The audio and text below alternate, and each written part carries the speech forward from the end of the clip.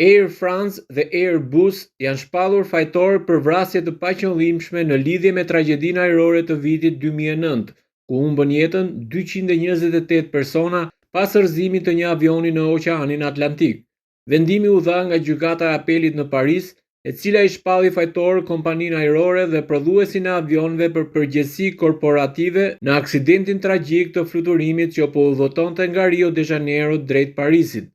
Sipas hetimeve, avioni u përball me kushte të vështira atmosferike gjatë fluturimit mbi Atlantik, ndërsa hyri në një sui të fortë.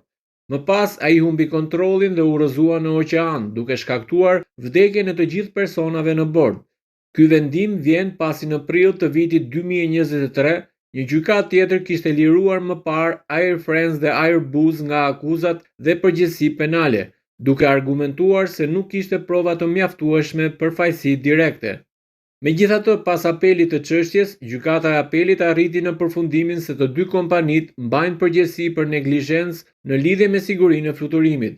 Tragjedia e vitit 2009 konsiderohet një nga aksidentet ajrore më të rënda në historinë moderne të aviacionit francez dhe shkaktoi debat të madh ndërkombëtar mbi standardet e sigurisë ajrore dhe sistemet teknike të avionëve.